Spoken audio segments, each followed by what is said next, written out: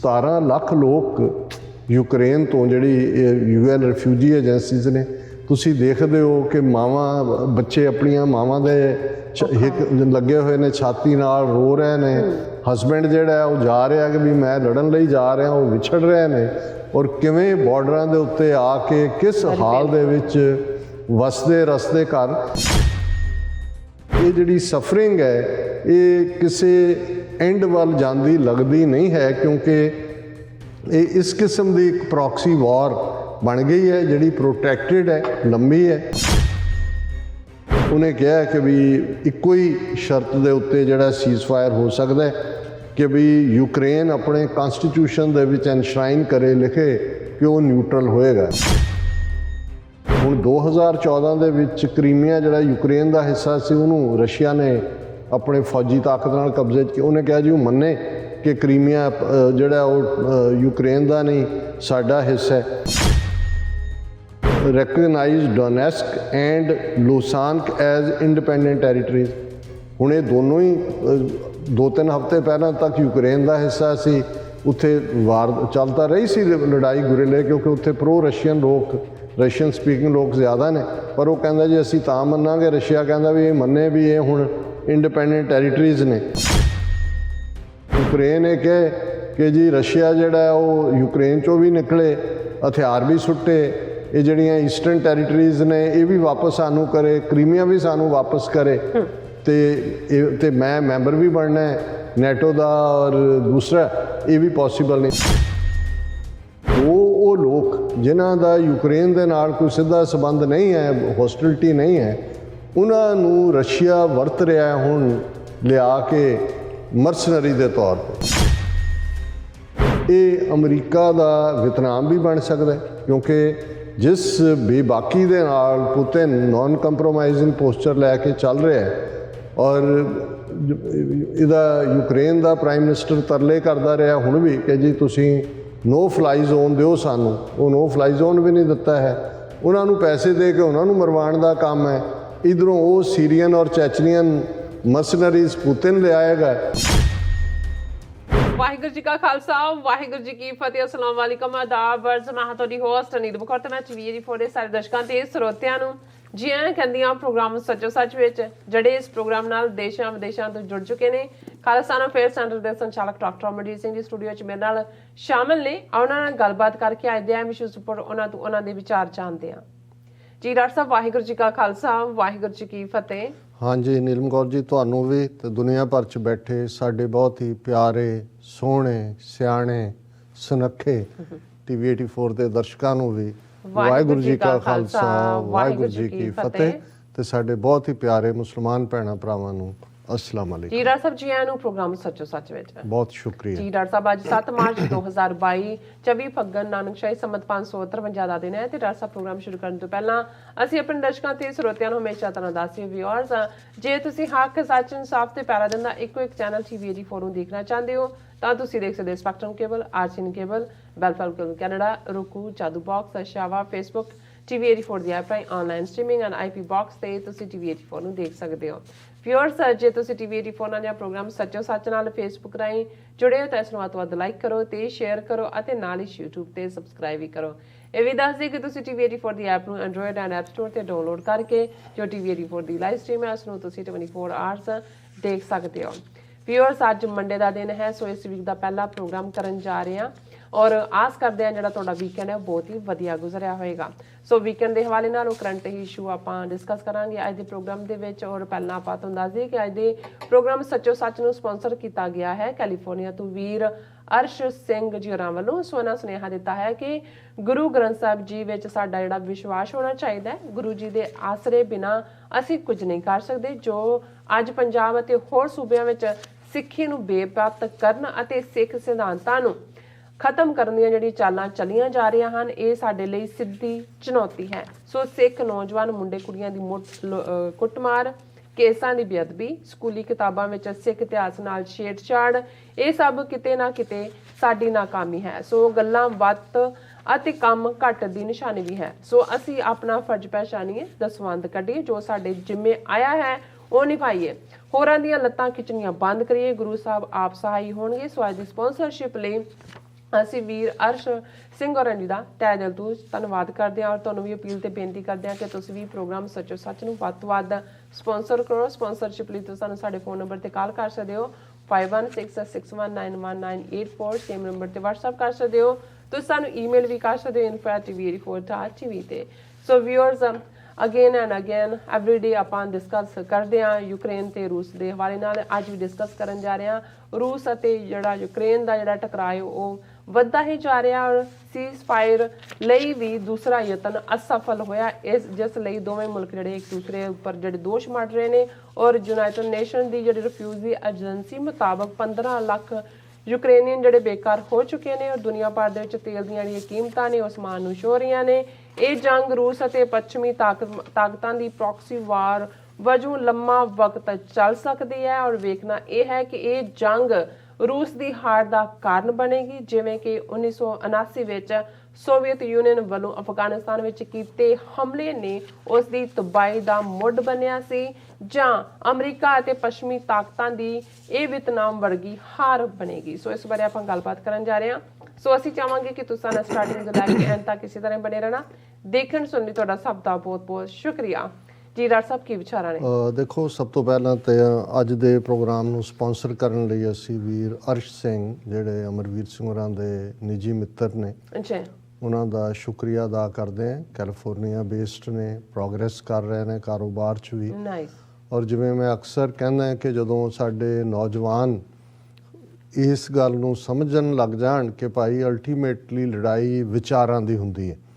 ਜੰਗ ਦੇ ਮੈਦਾਨ ਦੇ ਵਿੱਚ ਤਾਂ ਮਰਸਨਰੀ ਕਿਸਮ ਦੀਆਂ ਹੀ ਫੌਜੀ ਤਾਂ ਉਸ ਨੂੰ ਕੋਈ ਇਸ ਗੱਲ ਨਾਲ ਸਰੋਕਾਰ ਨਹੀਂ ਹੁੰਦਾ ਕਿ ਇਹ ਲੜਾਈ ਇਖਲਾਕੀ ਹੈ ਜਾਂ ਨਹੀਂ ਹੈ।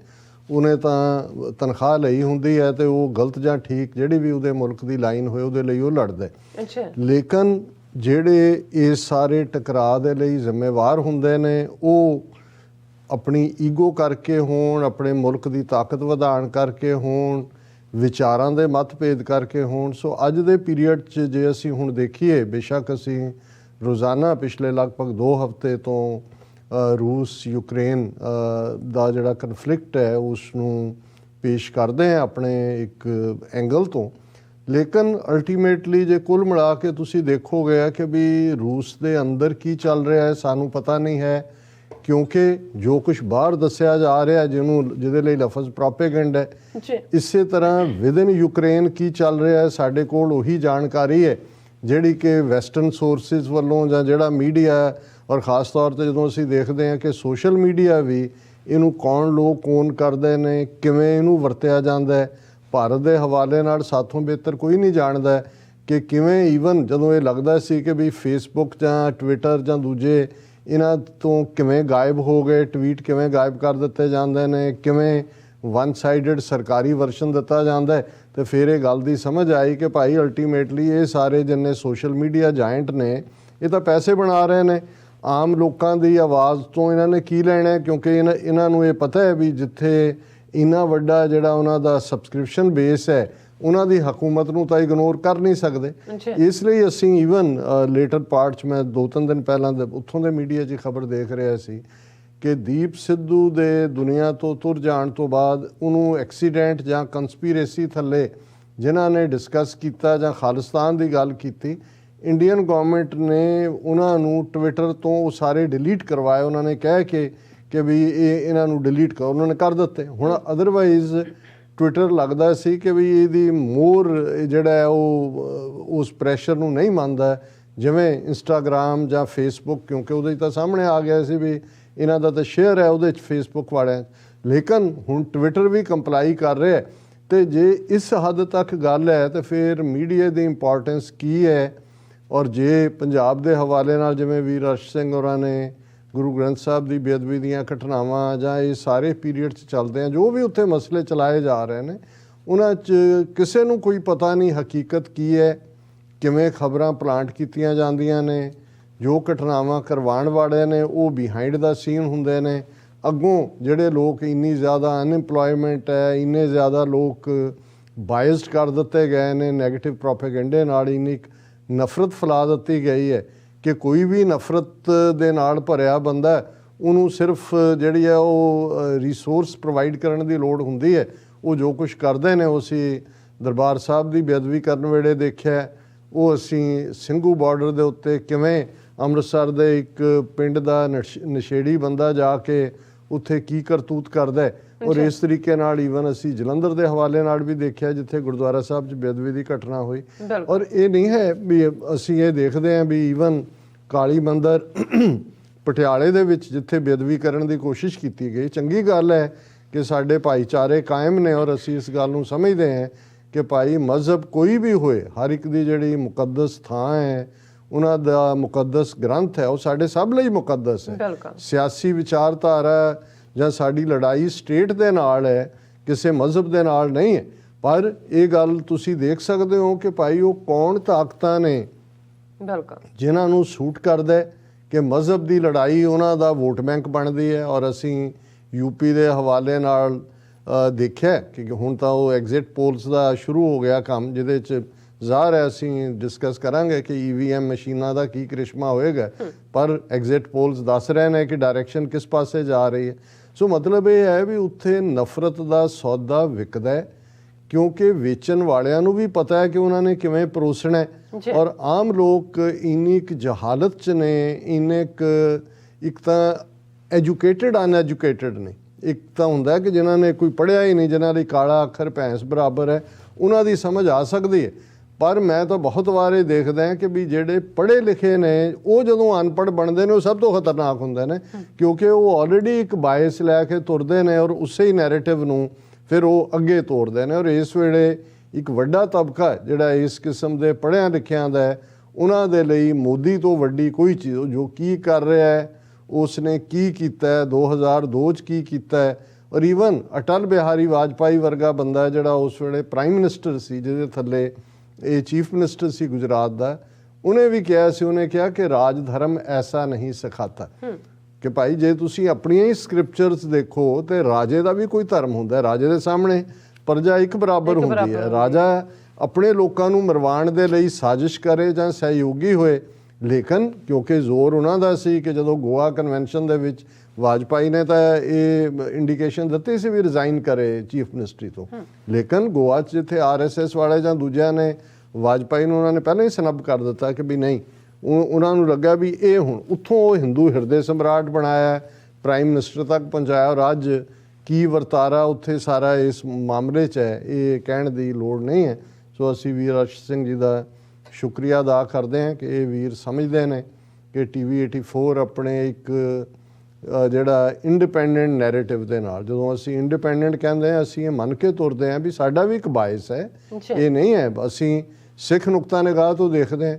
ਪਰ ਕਿਉਂਕਿ ਸਿੱਖ ਨੁਕਤਾ ਨਿਗਾਹ ਦੇ ਵਿੱਚ ਬਾਇਸ ਨਹੀਂ ਹੈ, ਜਦੋਂ ਅਸੀਂ ਆਪਣੇ ਹਿੱਤਾਂ ਦੀ ਗੱਲ ਕਰਦੇ ਹਾਂ, ਅਸੀਂ ਇੱਕ ਮੁਲਕ ਸਿਰਜਣ ਦੀ ਗੱਲ ਕਰਦੇ ਹਾਂ, ਕਿਉਂਕਿ ਸਾਡਾ 75 ਸਾਲ ਦਾ ਤਜਰਬਾ ਸਾਨੂੰ ਇੱਥੇ ਲੈ ਕੇ ਆਇਆ ਕਿ ਵੀ ਇਸ ਸਟੇਟ ਦੇ ਵਿੱਚ ਜਿਹੜਾ ਸਾਨੂੰ ਜਸਟਿਸ ਨਹੀਂ ਮਿਲਿਆ, ਮਿਲਣਾ ਵੀ ਨਹੀਂ ਹੈ। ਔਰ ਇਹ ਇੱਕ ਤਾਂ ਸੀ ਕਿ ਭਾਈ ਇੰਦਰਾ ਗਾਂਧੀ, ਰਾਜੀਵ ਗਾਂਧੀ ਨੇ ਕੀਤਾ, ਉਦੋਂ ਕੁਝ ਲੋਕ ਇਹ ਕਹਿੰਦੇ ਸੀ ਕਿ ਭਾਈ ਇਹ ਤਾਂ ਕਾਂਗਰਸ ਨੇ ਜੋ ਵੀ ਸਿੱਖਾਂ ਨਾਲ ਕੀਤਾ ਬਾਕੀਆਂ ਨੂੰ। ਹੁਣ ਤਾਂ ਕੋਈ ਇਹ ਨਹੀਂ ਕਹਿ ਸਕਦਾ, ਕਿਉਂਕਿ ਇੰਦਰਾ ਗਾਂਧੀ ਤੋਂ ਨਰਿੰਦਰ ਮੋਦੀ ਤੱਕ 1 ਦਰਜਨ ਤੋਂ ਜ਼ਿਆਦਾ ਪ੍ਰਾਈਮ ਮਿਨਿਸਟਰ ਬਣੇ, ਜਿਨ੍ਹਾਂ ਦੇ ਵਿੱਚ ਈਵਨ ਪਗੜੀਧਾਰੀ ਮਨਮੋਹਨ ਸਿੰਘ ਵੀ 2 ਟਰਮ ਜਿਹੜੇ ਨੇ 10 ਸਾਲ ਛੋਟੇ ਨਹੀਂ ਹੁੰਦੇ ਜੇ ਤੁਸੀਂ ਜਸਟਿਸ ਹੀ ਦੇਣਾ ਹੋਏ, ਇਨਸਾਫ ਹੀ ਦੇਣਾ ਹੋਏ। ਇਸ ਤੋਂ ਇਲਾਵਾ ਚੰਦਰ ਸ਼ੇਖਰ ਪ੍ਰਾਈਮ ਮਿਨਿਸਟਰ ਬਣਿਆ, VP ਸਿੰਘ ਬਣੇ, ਫਿਰ ਉਹ BJP ਜਿਹੜੀ ਇਸ ਸਾਂਝ ਦੇ ਨਾਲ, ਜਿਨ੍ਹਾਂ ਦੇ ਨਾਲ ਅਕਾਲੀ ਦਲ ਬਾਦਲ ਨੇ 50 ਸਾਲ ਸਾਂਝ ਨਿਭਾਈ। ਸਰਕਾਰ 1967 ਦੇ ਵਿੱਚ ਪੰਜਾਬ ਦੇ ਵਿੱਚ ਜਿਹੜੀ ਪਹਿਲੀ ਸਰਕਾਰ ਪੰਜਾਬੀ ਸੂਬਾ ਬਣਨ ਤੋਂ ਬਾਅਦ 1967 'ਚ ਬਣੀ ਸੀ, ਜਸਟਿਸ ਗੁਰਨਾਮ ਸਿੰਘ ਅਕਾਲੀ ਦਲ ਵੱਲੋਂ ਚੀਫ ਮਿਨਿਸਟਰ ਸਨ। ਉਹਦੇ 'ਚ ਭਾਰਤੀ ਜਨ ਸੰਘ ਭਾਈਵਾਲ ਸੀ, ਉਹਨਾਂ ਦੇ 2 ਮਿਨਿਸਟਰ ਸੀ, ਡਾਕਟਰ ਬਲਦੇਵ ਪ੍ਰਕਾਸ਼ ਅੰਮ੍ਰਿਤਸਰ ਤੋਂ ਔਰ ਬਲਰਾਮ ਜੀ ਦਾਸ ਟੰਡਨ ਔਰ ਮਨਮੋਹਨ ਕਾਲੀਆ ਜਲੰਧਰ ਤੋਂ। ਸੋ ਮਤਲਬ ਇਹ ਨਹੀਂ ਹੈ ਕਿ ਵੀ ਅਸੀਂ ਇਸ ਜਿਹੜਾ ਯਤਨ ਹੈ ਇਸ ਨੂੰ ਕੀਤਾ ਨਹੀਂ ਹੈ ਪੰਜਾਬ ਦੇ ਵਿੱਚ ਕਿ ਭਾਈ ਕਿਸੇ ਹਾਲਾਂਕਿ ਇਹਦੇ ਬਾਵਜੂਦ ਪੰਜਾਬੀ ਸੂਬੇ ਦਾ ਵਿਰੋਧ ਭਾਰਤੀ ਜਨ ਸੰਘ ਨੇ ਕੀਤਾ ਸੀ। ਉਹਨਾਂ ਨੇ ਤਾਂ ਯੱਗੇਦੱਤ ਸ਼ਰਮਾ ਹੁਸ਼ਿਆਰਪੁਰ ਤੋਂ ਹੁੰਦੇ ਸੀ, ਉਹਨਾਂ ਨੇ ਮਰਨ ਵਰਤ ਰੱਖਿਆ ਸੀ ਕਿ ਜੀ ਨਹੀਂ ਬਣਨ ਦੇਣਾ। ਪੰਜਾਬੀ ਹਿੰਦੂਆਂ ਨੂੰ ਇਹ ਪ੍ਰਚਾਰ ਕਰਕੇ ਕਿਹਾ ਗਿਆ ਸੀ ਕਿ ਆਪਣੀ ਬੋਲੀ ਹਿੰਦੀ ਲਿਖਾਓ। ਜਲੰਧਰ ਦੇ ਵਿੱਚ ਜਿਹੜੀ ਪ੍ਰੈਸ ਸੀ, ਵੀਰ ਪ੍ਰਤਾਪ, ਪੰਜਾਬ ਕੇਸਰੀ, ਹਿੰਦ ਸਮਾਚਾਰ, ਉਦੋਂ ਉਰਦੂ 'ਚ ਛਪਦਾ ਸੀ, ਹੁਣ ਤਾਂ ਬੰਦ ਹੋ ਗਿਆ। ਔਰ ਹਿੰਦੀ ਮਿਲਾਪ, ਇਹਨਾਂ ਸਾਰਿਆਂ ਦੀ ਮੁਹਿੰਮ ਸੀ। ਲੇਕਿਨ ਇਹਦੇ ਬਾਵਜੂਦ ਜਦੋਂ ਪਹਿਲੀ ਕੈਬਨਿਟ ਬਣਦੀ ਹੈ 1967 ਦੇ ਵਿੱਚ ਅਕਾਲੀਆਂ ਦੀ ਔਰ ਭਾਰਤੀ ਜਨ ਸੰਘ ਔਰ ਦੂਸਰਿਆਂ ਦੀ ਮਿਲਾ ਕੇ, ਉਦੋਂ ਉਹਨੂੰ SVD ਕਹਿੰਦੇ ਸੀ, ਸੰਯੁਕਤ ਵਿਧਾਇਕ ਦਲ, ਲੇਕਿਨ ਉਹੀ ਪਾਰਟ ਰਿਹਾ, ਉਹੀ ਨਫ਼ਰਤ ਰਹੀ, ਉਹੀ ਉਹਨਾਂ ਦਾ ਜਿਹੜਾ ਐਟੀਚਿਊਡ ਰਿਹਾ ਦਿੱਲੀ ਦਾ ਕਦੇ ਵੀ ਨਹੀਂ ਵਰਤਿਆ, ਜਿਹੜਾ ਬਦਲਿਆ ਹੈ।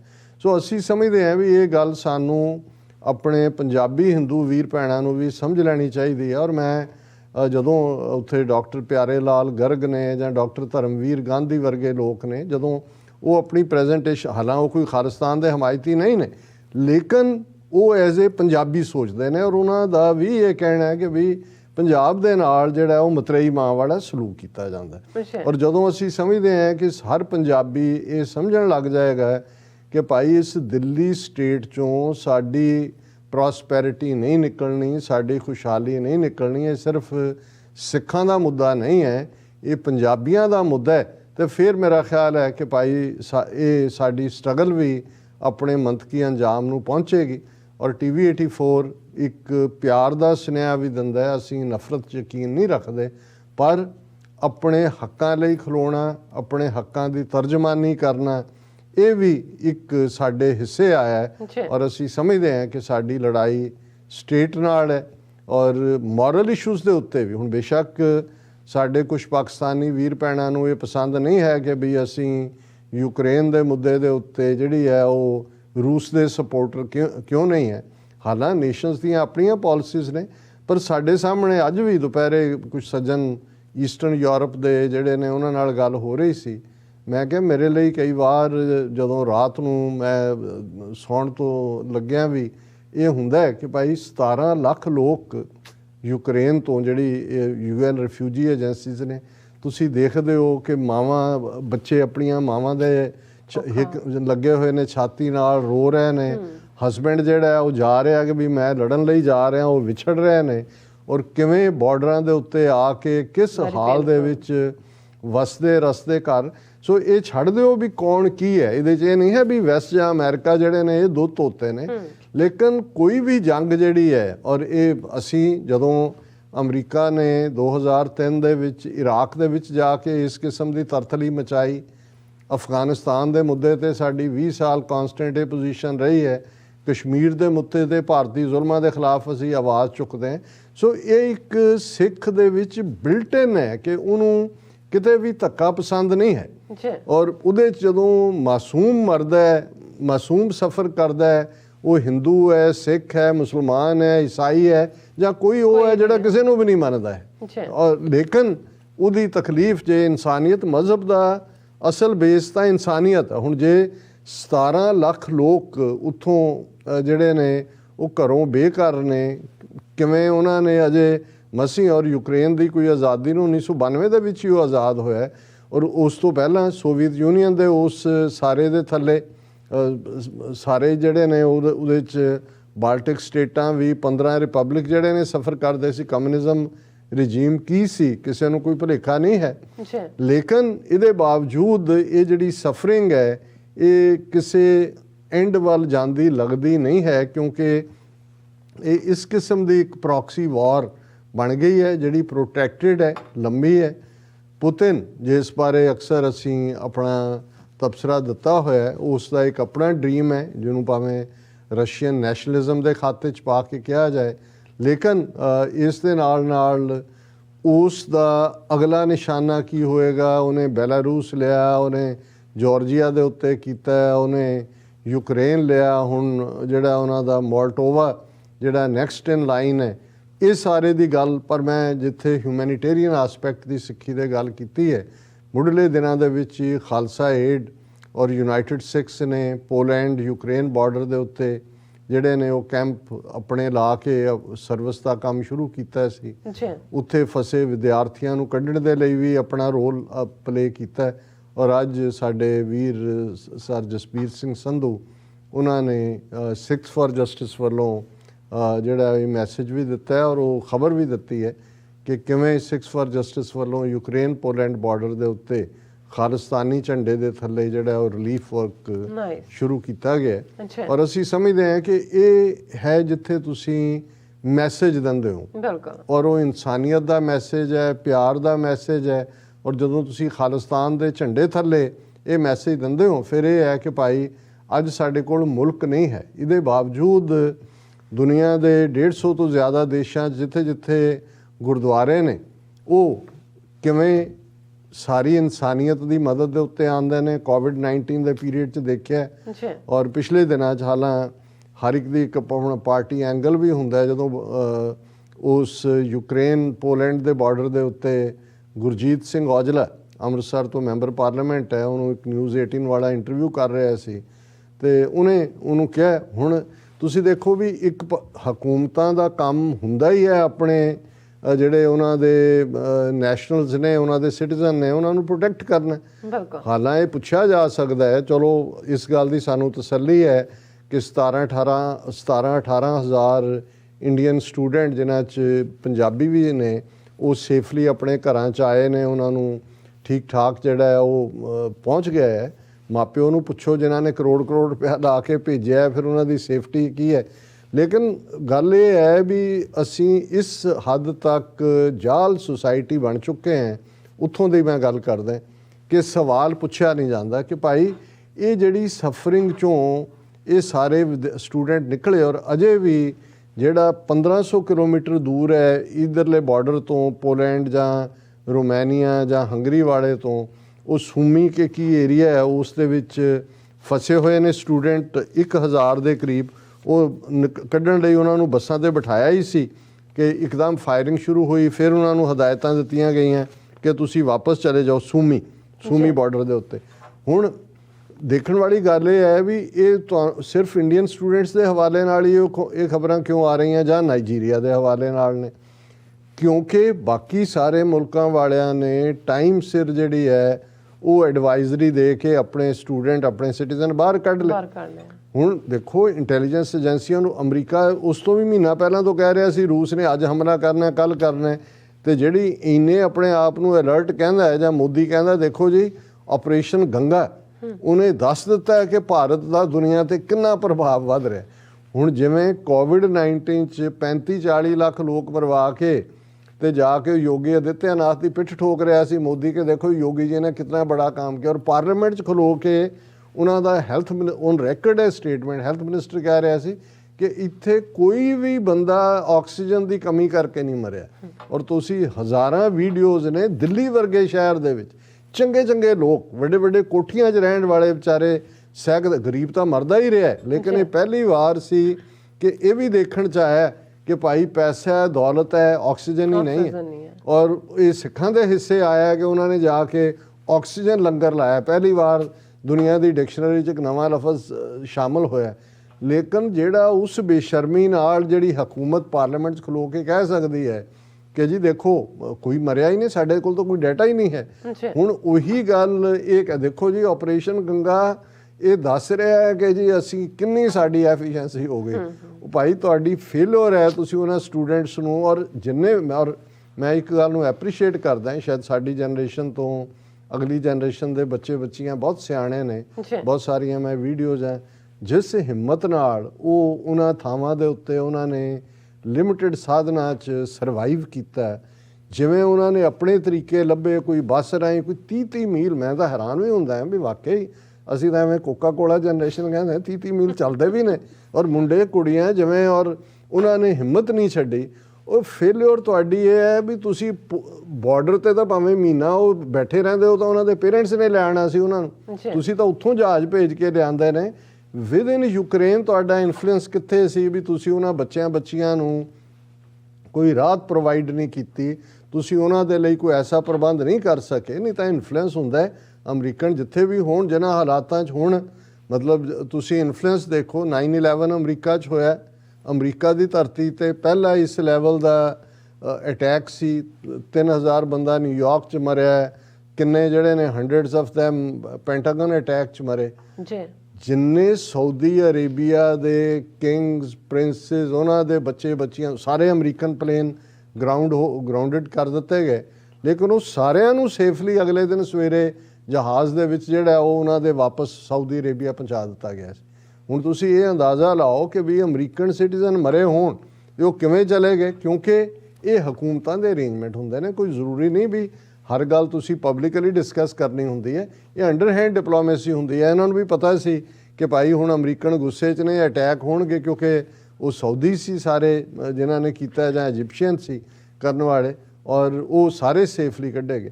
ਤੇ ਤੁਹਾਡੇ ਦੋਨੋਂ ਹੀ ਦੋਸਤ ਮੁਲਕ ਨੇ, ਰੂਸ ਵੀ ਤੁਹਾਡਾ ਦੋਸਤ ਹੈ, ਯੂਕਰੇਨ ਵੀ ਤੁਹਾਡਾ ਦੋਸਤ ਹੈ, ਤੁਸੀਂ ਕਿਸ ਸਫਰਿੰਗ ਚੋਂ ਬੱਚਿਆਂ ਨੂੰ ਕੱਢ ਰਹੇ ਹੋ?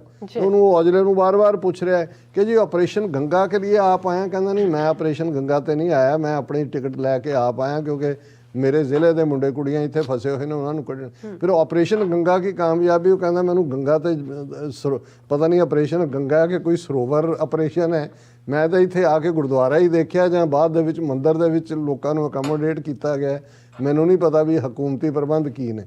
ਹੁਣ ਇਹ ਹੈ ਫੇਲਿਓਰ, ਲੇਕਿਨ ਇੰਨੀ ਵੱਡੀ ਫੇਲਿਓਰ ਨੂੰ ਵੀ, ਔਰ 1000 ਬੱਚਾ ਜਿਹੜਾ ਸੂਮੀ ਦੇ ਵਿੱਚ ਫਸਿਆ ਹੋਇਆ ਕਿਸ ਹਾਲ 'ਚ ਹੈ, ਵੀ ਪ੍ਰੇ ਕਿ ਉਹਨਾਂ 'ਚੋਂ ਕੋਈ ਕਿਸੇ ਦਾ ਜਾਨੀ ਨੁਕਸਾਨ ਨਾ ਹੋਏ, ਕਿਉਂਕਿ ਸੀਜ਼ ਫਾਇਰ ਜਿਹੜਾ ਹੁਣ ਸੀ ਕਿ ਭਾਈ ਉਹਦੇ 'ਚੋਂ 3 ਰਾਊਟ ਸੀ ਦਿੱਤੇ ਕਿ ਜੀ ਗੱਲਬਾਤ ਹੋ ਗਈ ਆ, ਉਹਨਾਂ ਨੂੰ ਕੱਢਿਆ ਜਾਏਗਾ, ਪਰ ਉਹ ਗੱਲਬਾਤ ਜਿਹੜੀ ਹੈ ਇੱਕਦਮ ਟੁੱਟ ਗਈ, ਕਿਉਂਕਿ ਇਹ ਜਿਹੜੇ ਤਿੰਨੋਂ ਹੀ ਖੀਵ, ਮੈਰੀਓਪੋਲ, ਸੂਮੀ ਔਰ ਖਾਰਕੀਵ 'ਚ ਜਿਹੜੇ ਫਸੇ ਨੇ, ਉਹਨਾਂ ਨੂੰ ਜੇ ਬਾਹਰ ਕੱਢਿਆ ਜਾਣਾ ਸੀ, ਜਾਂ ਰਸ਼ੀਆ ਦੇ ਨਾਲ ਬਾਰਡਰ ਲੱਗਦਾ, ਕਿਉਂਕਿ ਇਹ ਜਿਹੜੇ ਸੂਮੀ ਵਾਲੇ ਨੇ ਰਸ਼ੀਅਨ ਬਾਰਡਰ ਦੇ ਨੇੜੇ ਨੇ, ਤੇ ਜਾਂ ਬੈਲਾਰੂਸ ਜਿਹਦੇ ਤੇ ਰਸ਼ੀਅਨ ਇਨਫਲੂਐਂਸ ਹੈ।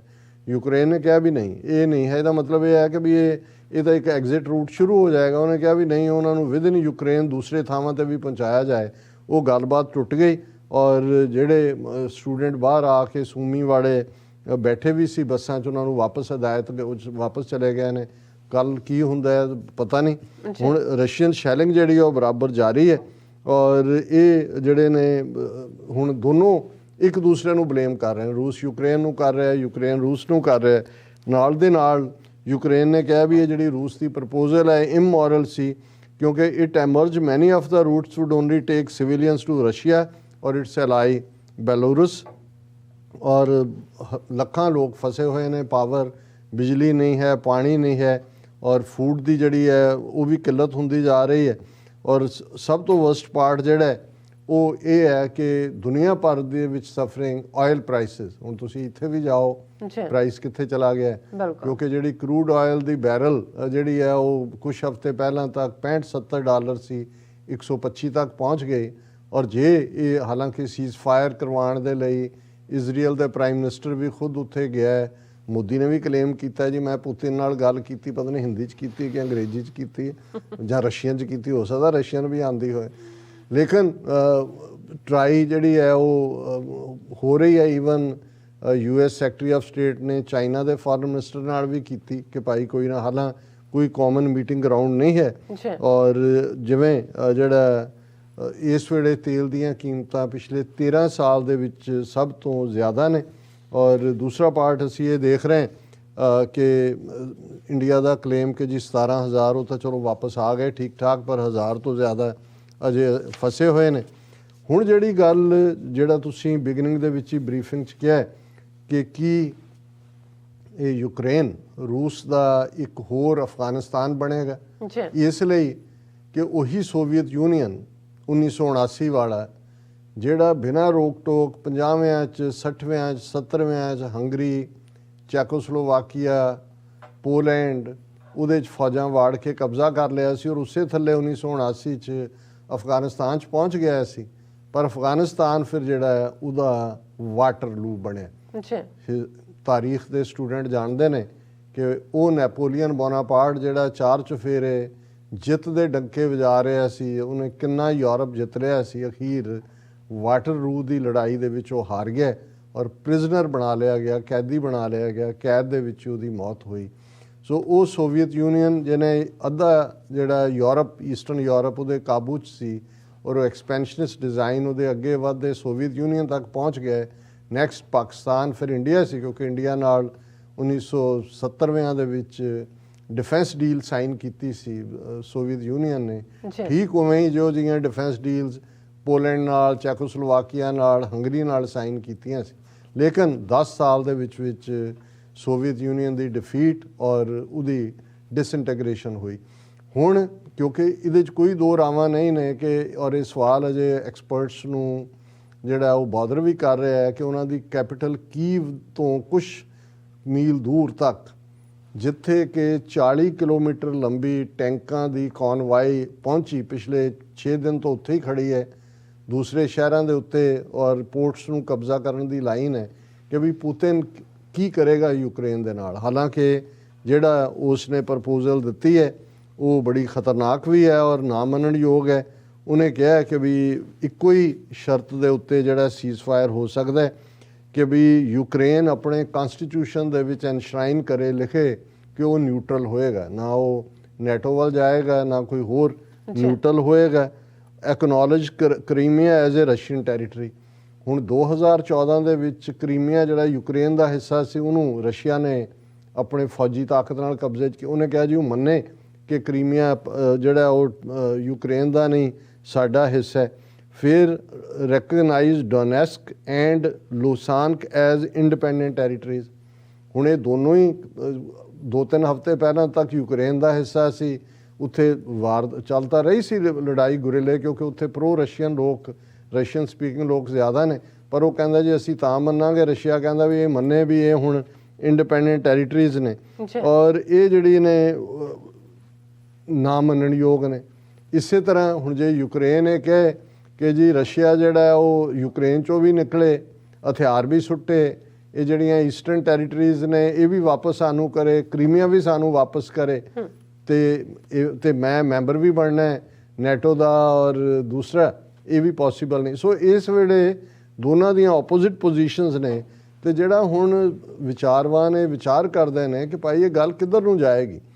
ਕੀ ਰਸ਼ੀਆ ਦੇ ਉੱਤੇ ਪਾਬੰਦੀਆਂ ਬਹੁਤ ਲੱਗ ਗਈਆਂ ਨੇ ਇਕਨੋਮਿਕਲ ਸੈਂਕਸ਼ਨਸ ਲੇਕਿਨ ਕਿਉਂਕਿ ਆਇਲ ਪ੍ਰਾਈਸਿਸ ਅਪ ਨੇ ਔਰ ਕਰੂਡ ਆਇਲ ਰਸ਼ੀਆ ਜਿਹੜਾ ਸਾਊਦੀ ਅਰੇਬੀਆ ਦੇ ਲਗਭਗ ਬਰਾਬਰ ਹੀ ਆਇਲ ਪ੍ਰੋਡਿਊਸ ਕਰਨ ਵਾਲਾ ਉਹਦੇ ਪੈਸੇ ਬਣ ਰਹੇ ਨੇ। ਹਾਲਾਂ ਜਿਹੜੀਆਂ ਹੁਣ ਪਾਬੰਦੀਆਂ ਲਾਈਆਂ ਗਈਆਂ ਨੇ ਮਾਸਟਰ ਕਾਰਡ ਵੀਜ਼ਾ ਕਾਰਡ ਉਹ ਵੀ ਆਰਥਿਕ ਪਾਬੰਦੀਆਂ ਦੇ ਨਾਲ ਬਹੁਤ ਸਾਰਾ ਜਿਹੜਾ ਐਸਾ ਨਵਾਂ ਕੁਛ ਹੁੰਦਾ ਹੈ ਵੀਜ਼ਾ ਐਂਡ ਮਾਸਟਰ ਕਾਰਡ। ਬਾਕੀ ਯੂਕਰੇਨ ਨੂੰ ਜਿਹੜਾ ਹੈ ਉਹ $10 ਬਿਲੀਅਨ ਅਮਰੀਕਾ ਨੇ ਦੇਣ ਨੂੰ ਕਿਹਾ 100 ਮਿਲੀਅਨ ਜਿਹੜਾ ਯੂਕੇ ਨੇ ਦਿੱਤਾ ਉਹ ਤਾਂ ਮਰਸਨਰੀ ਬਣਾਉਣ ਦੇ। ਪਰ ਦੂਜੇ ਪਾਸੇ ਇਹ ਕਿਉਂ ਪ੍ਰੋਟਰੈਕਟਡ ਬਣ ਸਕਦੀ ਹੈ ਔਰ ਲੰਬੀ ਲੜਾਈ ਹੋਏਗੀ ਕਿ ਦੋ ਉਹ ਲੋਕ ਜਿਨ੍ਹਾਂ ਦਾ ਯੂਕਰੇਨ ਦੇ ਨਾਲ ਕੋਈ ਸਿੱਧਾ ਸੰਬੰਧ ਨਹੀਂ ਹੈ ਹੋਸਟਿਲਿਟੀ ਨਹੀਂ ਹੈ ਉਹਨਾਂ ਨੂੰ ਰਸ਼ੀਆ ਵਰਤ ਰਿਹਾ ਹੁਣ ਲਿਆ ਕੇ ਮਰਸਨਰੀ ਦੇ ਤੌਰ ਤੇ। ਪਹਿਲਾਂ ਤਾਂ ਚੈਚਨੀਅਨਸ ਭਾਵੇਂ ਚੈਚਨੀਆ ਇੱਕ ਪ੍ਰੋਵਿੰਸ ਦੀ ਤਰ੍ਹਾਂ ਪਰ ਚੈਚਨੀਆ ਤੇ ਕਿਹੜੇ ਘੱਟ ਜ਼ੁਲਮ ਕੀਤੇ ਨੇ ਰੂਸ ਨੇ। ਜੋ ਚੈਚਨੀਅਨ ਸਵੀਅਰ ਫਾਈਟਰ ਨੇ ਲੜਦੇ ਰਹੇ ਨੇ। ਔਰ ਦੂਸਰਾ ਇਹ ਆਇਆ ਕਿ ਵੀ ਸੀਰੀਆ ਹੁਣ ਸੀਰੀਆ ਦੇ ਵਿੱਚ ਸੀਰੀਆ ਇੱਕੋ ਇੱਕ ਕੰਟਰੀ ਹੈ ਬੈਲਾਰੂਸ ਤੋਂ ਇਲਾਵਾ ਜਿਹਨੇ ਜਾਂ ਨਾਰਥ ਕੋਰੀਆ ਤੋਂ ਇਲਾਵਾ ਜਿਹਨੇ ਖੁੱਲ੍ਹ ਕੇ ਮਦਦ ਕੀਤੀ ਰੂਸ ਦੀ UN ਜਨਰਲ ਅਸੈਂਬਲੀ 'ਚ ਵੀ। ਹੁਣ ਸੀਰੀਆ ਦੇ ਵਿੱਚ ਰੂਸ ਨੇ ਖੁੱਲ੍ਹ ਕੇ ਉਹਨੂੰ ਅਸਾਦ ਦਾ ਮੁੰਡਾ ਜਿਹਦੇ ਖਿਲਾਫ ਅਮਰੀਕਾ ਨੈਟੋ ਸੀ ਔਰ ਉਹ ਸਰਕਾਰ ਬਚ ਗਈ। 10 ਸਾਲ ਉੱਥੇ ਲੜਾਈ ਚੱਲਦੀ ਰਹੀ। ਹੁਣ ਜਿਹੜੇ ਗੁਰਿਲੇ ਜਿਹੜੀ ਗਵਰਨਮੈਂਟ ਦੇ ਨਾਲ ਸੰਬੰਧਤ ਔਰ ਆਜ਼ਾਦ ਅਨਐਮਪਲੋਇਮੈਂਟ ਬੜੀ ਹੈ ਸੀਰੀਆ ਦੇ ਵਿੱਚ ਵੀ ਜਿਵੇਂ ਹੁਣ ਯੂਕਰੇਨ 'ਚ ਰਿਫਿਊਜੀ ਕ੍ਰਾਈਸਿਸ ਹੈ ਸੀਰੀਆ 'ਚ ਵੀ ਆਇਆ ਲੱਖਾਂ ਸੀਰੀਅਨ ਆ ਕੇ ਯੂਰਪ 'ਚ ਬੈਠੇ ਹੋਏ ਨੇ। ਹੁਣ ਜਿਹੜੇ 8-10 ਸਾਲ ਲੜਦੇ ਰਹੇ ਲੜਨ ਤੋਂ ਬਿਨਾਂ ਤਾਂ ਉਹਨਾਂ ਨੂੰ ਕੋਈ ਕੰਮ ਹੀ ਨਹੀਂ ਹੈ। ਹੁਣ ਰੂਸ ਉਹਨਾਂ ਸੀਰੀਅਨ ਫਾਈਟਰਸ ਨੂੰ ਲਿਆ ਰਿਹਾ ਹੈ ਯੂਕਰੇਨ ਦੇ ਵਿੱਚ $200 ਤੋਂ $300 ਦੇ ਉੱਤੇ ਕਿ ਬਈ ਤੁਹਾਨੂੰ ਇਹ ਮਿਲਣਗੇ। ਹੁਣ ਉਹਨਾਂ ਨੂੰ ਜਿਹੜਾ ਇੱਕ ਲੜਾਕਾ ਬਣ ਜਾਂਦਾ ਉਹਨੂੰ ਲੜਾਈ 'ਚੋਂ ਤਸੱਲੀ ਵੀ ਹੁੰਦੀ ਹੈ ਤੇ ਨਾਲ ਪੈਸੇ ਵੀ ਮਿਲਣਗੇ। ਹੁਣ ਇਹਦਾ ਮਤਲਬ ਇਹ ਹੈ ਕਿ ਰੂਸ ਵੀ ਇਹ ਦੇਖ ਰਿਹਾ ਹੈ ਕਿ ਵੀ ਵਿਦਨ ਰਸ਼ੀਆ ਇਹ ਜੰਗ ਪੋਪੂਲਰ ਨਹੀਂ ਹੈ। ਕੱਲ੍ਹ ਵੀ 4000 ਤੋਂ ਜ਼ਿਆਦਾ ਪ੍ਰੋਟੈਸਟਰ ਮਾਸਕੋ ਔਰ ਦੂਸਰੇ ਸ਼ਹਿਰਾਂ 'ਚ ਗ੍ਰਿਫਤਾਰ ਹੋਏ ਨੇ। ਸੋ ਉਹ ਉਹਨਾਂ ਨੂੰ ਲਿਆ ਕੇ ਲੜਾਉਣਾ ਚਾਹੁੰਦਾ। ਹੁਣ ਇਹ ਹੈ ਕਿ ਵੀ ਜੇ ਇੱਥੇ ਹੀ ਪੁਤਿਨ ਫਸ ਗਿਆ ਤੇ ਫਿਰ ਅੱਗੋਂ ਵੀ ਰਸ਼ੀਆ ਡਿਸਮੈਂਬਰ ਹੋ ਸਕਦਾ। ਇਹੀ ਨਹੀਂ ਵੀ ਈਸਟਰਨ ਯੂਕਰੇਨ ਦੀਆਂ ਸਟੇਟਾਂ ਜਾਂ ਚੈਚਨੀਆ ਦਾਗਿਸਤਾਨ ਜਿਹੜੇ ਆਲਰੇਡੀ ਇਹਨਾਂ ਦੇ ਵਿੱਚ ਫਸੇ ਖਾਸ ਤੌਰ ਤੇ ਚੈਚਨੀਆ ਉਹ ਆਜ਼ਾਦੀ ਵੱਲ ਤੁਰ ਸਕਦੇ ਨੇ। ਤੇ ਦੂਸਰਾ ਰੁਖ ਇਹ ਹੈ ਵੀ ਕੀ ਇਹ ਅਮਰੀਕਾ ਦਾ ਵਿਤਨਾਮ ਵੀ ਬਣ ਸਕਦਾ ਕਿਉਂਕਿ ਜਿਸ ਬੇਬਾਕੀ ਦੇ ਨਾਲ ਪੁਤਿਨ ਨਾਨ ਕੰਪਰੋਮਾਈਜ਼ਿੰਗ ਪੋਸਚਰ ਲੈ ਕੇ ਚੱਲ ਰਿਹਾ ਹੈ ਔਰ ਇਹਦਾ ਯੂਕਰੇਨ ਦਾ ਪ੍ਰਾਈਮ ਮਿਨਿਸਟਰ ਤਰਲੇ ਕਰਦਾ ਰਿਹਾ ਹੁਣ ਵੀ ਕਿ ਜੀ ਤੁਸੀਂ ਨੋ ਫਲਾਈ ਜ਼ੋਨ ਦਿਓ ਸਾਨੂੰ। ਉਹ ਨੋ ਫਲਾਈ ਜ਼ੋਨ ਵੀ ਨਹੀਂ ਦਿੱਤਾ ਹੈ। ਉਹਨਾਂ ਨੂੰ ਪੈਸੇ ਦੇ ਕੇ ਉਹਨਾਂ ਨੂੰ ਮਰਵਾਉਣ ਦਾ ਕੰਮ ਹੈ। ਇੱਧਰੋਂ ਉਹ ਸੀਰੀਅਨ ਔਰ ਚੈਚਨੀਅਨ ਮਰਸਨਰੀਜ਼ ਪੁਤਿਨ ਲਿਆਏਗਾ ਤੇ ਆਇਲ ਪ੍ਰਾਈਸਿਸ ਕਿੱਥੇ ਜਾਣਗੀਆਂ, ਬਾਕੀ ਕੀ ਹੈ, ਜਾਂ ਜਿਹੜੀ ਹੁਣ ਮੰਗ ਅਮਰੀਕਾ ਕਰ ਰਿਹਾ ਯੂਰਪੀਅਨ ਆਪਣੇ ਅਲਾਈਜ਼ ਤੋਂ ਕਿ ਇਹਨਾਂ ਦੇ ਉੱਤੇ ਜਿਹੜੀ ਹੈ ਉਹ ਕਰੂਡ ਆਇਲ ਦੇ ਉੱਤੇ ਵੀ ਪਾਬੰਦੀ, ਹੁਣ ਜਿਵੇਂ ਸ਼ੈਲ ਹੈ ਉਹਨਾਂ ਦਾ ਅੱਜ ਕਾਫੀ ਚੱਲ ਰਿਹਾ ਕਿ ਵੀ ਉਹਨਾਂ ਨੇ ਪਹਿਲਾਂ ਹੀ ਵੱਡਾ ਭੰਡਾਰ ਖਰੀਦ ਲਿਆ ਹੈ ਔਰ ਉਹ ਉਹਨਾਂ ਨਾਲ ਬਿਜ਼ਨਸ ਕਰ ਰਹੇ ਨੇ, ਉਹਨਾਂ ਨੇ ਕਿਹਾ ਕਿ ਵੀ ਬੰਦ ਕਰੋ। ਔਰ ਈਵਨ ਮੈਕਡੋਨਲਡ ਔਰ ਦੂਸਰੇ ਇਹਨਾਂ ਦੇ ਖਿਲਾਫ ਵੀ ਮੰਗ ਹੋ ਰਹੀ ਹੈ ਕਿ ਵੀ ਇਹ ਬੰਦ ਕਰੋ ਸਾਰਾ। ਸੋ ਕੁੱਲ ਮਿਲਾ ਕੇ ਜਿਹੜਾ ਸਾਰਾ ਸਿਨੇਰੀਓ ਹੈ ਕੋਈ ਇਹ ਹੱਲ ਹੋਣ ਵਾਲਾ ਜਾਪਦਾ ਨਹੀਂ। ਔਰ ਇਹ ਜਿਸ ਹੱਦ ਤੱਕ ਚਲਾ ਗਿਆ ਹੈ, ਇਹ ਤਾਂ ਚਲੋ ਠੀਕ ਹੈ ਕਿ ਹਾਲ ਦੀ ਘੜੀ ਕਿਉਂਕਿ ਨੈਟੋ ਸਿੱਧੇ ਤੌਰ ਦੇ ਉੱਤੇ ਸਾਹਮਣੇ ਨਹੀਂ ਆਈ ਫੌਜ ਲੈ ਕੇ, ਤੇ ਜਿਹੜੀ ਨਿਊਕਲੀਅਰ ਬਟਨ ਪ੍ਰੈਸ ਕਰਨ ਦੀ ਲਾਈਨ ਸੀ, ਨਿਊਕਲੀਅਰ ਅਲਰਟ ਕੀ, ਉਹ ਤਾਂ ਹਾਲ ਦੀ ਘੜੀ ਬਚਾਇਆ। ਲੇਕਿਨ ਇਹ ਪ੍ਰੋਟੈਕਟਿਡ ਵਾਰ ਅਲਟੀਮੇਟਲੀ ਇਹ ਨਹੀਂ ਕਿ ਵੀ ਸਾਨੂੰ ਲੱਗੇ ਕਿ ਇੱਕ ਖੂੰਜੇ 'ਚ ਹੋ ਰਹੀ ਹੈ, ਇਹਦਾ ਅਸਰ ਦੁਨੀਆ ਭਰ ਦੇ ਵਿੱਚ ਆਉਣ ਵਾਲੇ ਪੀਰੀਅਡ 'ਚ ਆਲਰੇਡੀ ਮਹਿੰਗਾਈ ਤੋਂ ਲੋਕ ਸਫਰ ਕਰ ਰਹੇ ਨੇ, ਹਿਊਮਨ ਟ੍ਰੈਜਡੀ, ਰੈਫਿਊਜੀ ਕ੍ਰਾਈਸਿਸ, ਇਹ ਸਾਰਾ ਵੱਧਦਾ ਜਾ ਰਿਹਾ ਹੈ। ਔਰ ਦੇਸ਼ਾਂ ਦੇ ਉੱਤੇ ਮੁਲਕਾਂ ਤੇ ਪ੍ਰੈਸ਼ਰ ਬਣੇ ਹੋਏ ਨੇ ਜੀ, ਦੱਸੋ ਤੁਸੀਂ ਕਿਹਦੇ ਨਾਲ ਹੋ। ਔਰ ਆਉਣ ਵਾਲੇ ਸੈਗਮੈਂਟਸ ਦੇ ਵਿੱਚ ਅਸੀਂ ਡਿਸਕਸ ਕਰਾਂਗੇ ਕਿ ਇਹ ਸਾਰਾ ਜਿਹੜਾ ਯੂਕਰੇਨ ਵਾਰ ਹੈ ਚਾਈਨਾ ਇੰਡੀਆ ਰਿਲੇਸ਼ਨਸ਼ਿਪ ਨੂੰ ਕਿਵੇਂ ਪ੍ਰਭਾਵਿਤ ਕਰੇਗਾ, ਪਾਕਿਸਤਾਨ ਦੇ ਉੱਤੇ ਕਿਸ ਕਿਸਮ ਦਾ ਦਬਾਅ ਬਣਾਇਆ ਜਾ ਰਿਹਾ, ਉੱਥੋਂ ਦੇ ਕਿੰਨੇ ਡਿਪਲੋਮੈਟਸ ਨੇ 30+ ਨੇ ਪਾਕਿਸਤਾਨ ਨੂੰ ਕਿਹਾ ਕਿ ਜੀ ਤੁਸੀਂ ਜਿਹੜਾ ਉਹ ਰੂਸ ਦੇ ਖਿਲਾਫ ਸਟੈਂਡ ਲਓ। ਔਰ ਇਮਰਾਨ ਖਾਨ ਨੇ ਕਾਫੀ ਡਾਇਰੈਕਟ ਜਿਹੜਾ ਸਟਾਈਲ ਹੈ ਉਹਨਾਂ ਦਾ, ਉਹਨਾਂ ਨੇ ਇਹ ਕਿਹਾ ਕਿ ਵੀ ਅਸੀਂ ਤੁਹਾਡੇ ਗੁਲਾਮ ਨਹੀਂ ਹੈ, ਤੁਸੀਂ ਜੋ ਕਹੋਗੇ ਉਹ ਅਸੀਂ ਕਰਾਂਗੇ, ਉਹ ਵੀ ਅਸੀਂ ਡਿਸਕਸ ਕਰਾਂਗੇ। ਜੀ ਡਾਕਟਰ ਸਾਹਿਬ ਤੁਹਾਡਾ ਬਹੁਤ ਬਹੁਤ ਸ਼ੁਕਰੀਆ, ਤੁਸੀਂ ਰੂਸ ਤੇ ਯੂਕਰੇਨ ਦੇ ਹਵਾਲੇ ਨਾਲ ਆਪਣੇ ਵਿਚਾਰ ਸਾਡੇ ਦਰਸ਼ਕਾਂ ਨਾਲ ਸਾਂਝੇ ਕੀਤੇ ਨੇ। ਆਸ ਕਰਦੇ ਹਾਂ ਸਾਡੇ ਦਰਸ਼ਕਾਂ ਨੂੰ ਪਹਿਲਾ ਸੈਗਮੈਂਟ ਪਸੰਦ ਆਇਆ ਹੋਵੇਗਾ। ਸੋ ਇੱਥੇ ਲੈਣੇ ਬ੍ਰੇਕ, ਔਰ ਬ੍ਰੇਕ ਤੇ ਜਾਣ ਤੋਂ ਪਹਿਲਾਂ ਅਸੀਂ ਆਪਣੇ ਦਰਸ਼ਕਾਂ ਤੇ ਸਰੋਤਿਆਂ ਨੂੰ ਅਪੀਲ ਤੇ ਬੇਨਤੀ ਕਰਦੇ ਹਾਂ ਵਿਊਅਰਸ, ਜਿਸ ਤਰ੍ਹਾਂ ਕਿ ਤੁਸੀਂ ਜਾਣਦੇ ਹੋ ਕਿ TV 84 ਇੱਕ ਪੰਥਕ ਚੈਨਲ ਹੈ, ਔਰ TV 84 ਦੀ ਚੜ੍ਹਦੀ ਕਲਾ ਲਈ ਵੱਧ ਤੋਂ ਵੱਧ ਡੋਨੇਟ ਕਰੋ। ਡੋਨੇਟ ਕਰਨ ਲਈ ਸਾਡੀ ਵੈਬਸਾਈਟ TV84.tv ਤੇ ਜਾ ਕੇ ਪੇਪਲ ਦੀ ਵਰਤੋਂ ਕਰਕੇ 1 ਟਾਈਮ ਡੋਨੇਟ ਕਰ ਸਕਦੇ ਹੋ, ਮੰਥਲੀ ਡੋਨੇਟ ਵੀ ਕਰ ਸਕਦੇ ਹੋ। ਤੁਸੀਂ TV 84 ਦੇ ਨਾਮ ਤੇ ਚੈੱਕ ਬਣਾ ਕੇ ਸਾਨੂੰ ਮੇਲ ਵੀ ਕਰ ਸਕਦੇ ਹੋ ਸਾਡੇ ਇਸ ਪਤੇ ਤੇ 36-01-37 ਲੌਂਗ ਆਈਲੈਂਡ ਸਿਟੀ, ਨਿਊਯਾਰਕ 11101 USA, ਜਾਂ ਫਿਰ ਤੁਸੀਂ ਸਾਨੂੰ ਫੋਨ ਰਾਹੀਂ ਵੀ ਸੰਪਰਕ ਕਰ ਸਕਦੇ ਹੋ ਸਾਡੇ ਫੋਨ ਨੰਬਰ ਤੇ 5166191984। ਤੁਸੀਂ ਸਾਨੂੰ ਈਮੇਲ ਵੀ ਕਰ ਸਕਦੇ ਹੋ info@tv84.tv ਤੇ। ਅਸੀਂ ਤੁਹਾਡੇ ਤਹਿ ਦਿਲ ਤੋਂ ਸ਼ੁਕਰਗੁਜ਼ਾਰ ਹੋਵਾਂਗੇ। ਸੋ ਇੱਥੇ ਲੈਣੇ ਬ੍ਰੇਕ ਵਿਊਅਰਸ, ਤੁਸੀਂ ਸਾਨੂੰ ਇਸੇ ਤਰ੍ਹਾਂ ਹੀ ਬਣੇ ਰਹਿਣਾ। ਮਿਲਦੇ ਹਾਂ ਛੋਟੇ ਜਿਹੇ ਵਕਫੇ ਤੋਂ ਬਾਅਦ।